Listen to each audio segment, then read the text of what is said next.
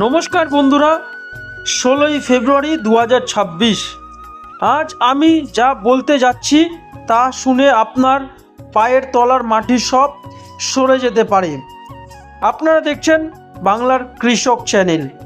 আজ আলুর বাজারের এমন এক অস্থিরতা তৈরি হয়েছে যা বাংলার কৃষককে পথে বসিয়ে দিতে পারে।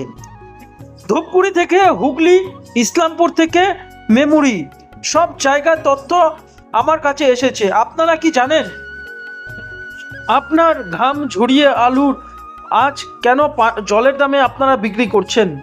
কেন ইউপি আর পাঞ্জাবের আলুর আমাদের বাজার দখল করে নিল? এই ভিডিওটি একটু মন দিয়ে দেখুন, একটি সেকেন্ডও বাদ দিবেন না, কারণ আজ যদি আপনার সঠিক সিদ্ধান্ত না নেন তবে আপনার সারা বছরের হাড়গুঁড়ো খাটনি কিন্তু বিফল হয়ে যাবে।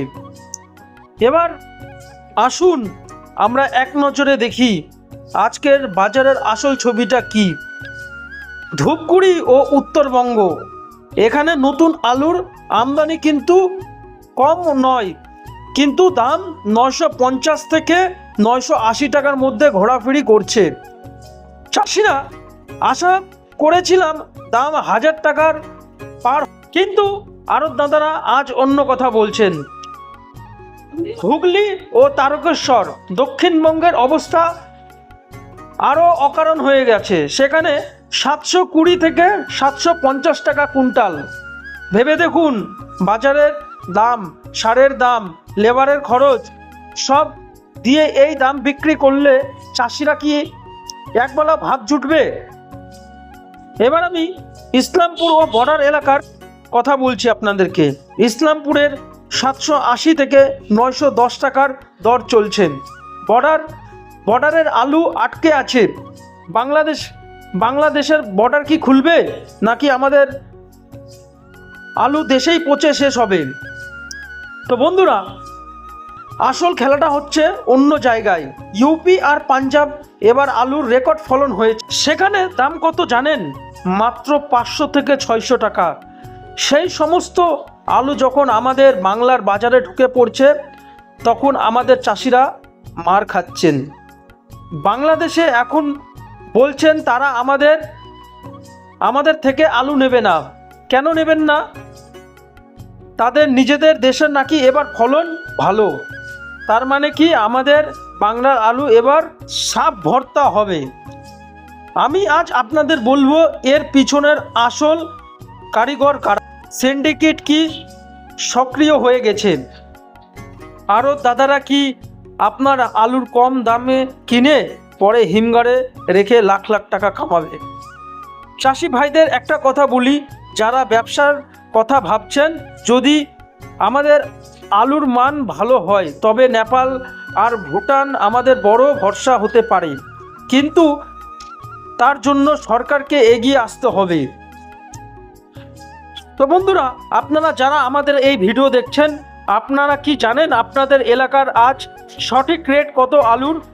এখনই কমেন্ট করে আপনার জেলার নাম আর দামটা লিখে দিন। এতে অন্য চাষিরা জানতে পারবে আরও দাদারা তাদের ঠকাচ্ছে কি না। ব্যবসা করতে হলে চোখ কান খোলা রাখতে হবে। শুধু চাষ করলেই হবে না, বাজারের নিয়ন্ত্রণ ও গতিবেগ সব কিন্তু বুঝতে হবে আপনাদেরকে। ভিডিওর শেষে এসে আপনাদের হাতে জোর করে বলছি, লসে আলু বিক্রি করার আগে একবার ভাবুন। আগামী 10 দিনের বাজার একটু নরম থাকবে, এটা ঠিক, কিন্তু মার্চ মাসের পরিস্থিতি বদলাতে পারে। যদি হিমঘরের জায়গা পান তবে আলু রাখুন, নয়তো বড় ব্যবসায়ীদের ফাঁদে পা দিবেন না অথবা পড়বেন না। আজকের এই রিপোর্টটি যদি আপনার একটু উপকার লাগে তবে বাংলার কৃষক চ্যানেলে সাবস্ক্রাইব করুন, আর এই ভিডিওটি অন্তত 5 জন চাষিকে পাঠিয়ে দিন যাতে তারা আজ লস না খায়। আগামী ঠিক এই সময় আবার নতুন আপডেট নিয়ে আসব। আর আমি আপনাদেরকে ভিডিওর শেষে লাস্টে আমি আরেকবার বলে দিই, এই 16ই ফেব্রুয়ারি 2026-এ আলুর বাজার কি হবে। ধূপগুড়ির 950 থেকে 980 টাকা, হুগলি 720 থেকে 750 টাকা, ইসলামপুর 70 থেকে 910 টাকা, ইউপি পাঞ্জাব 500 থেকে 600 টাকা। আপনার এলাকায় আজ কত রেট চলছে কমেন্টে জানাবেন। আপনি কি এখনই আলু বিক্রি করছেন সেটিও জানাবেন কমেন্টে। সরকার কি আলুর রূপান্তর করবেন সেটাও কমেন্টে জানাবেন। এই হলো আজকের ভিডিওটি বন্ধুরা এখানেই শেষ করব। ভিডিওটি কেমন লাগলো অবশ্যই আমাদের সাথে শেয়ার করতে ভুলবেন না আপনার মতামত।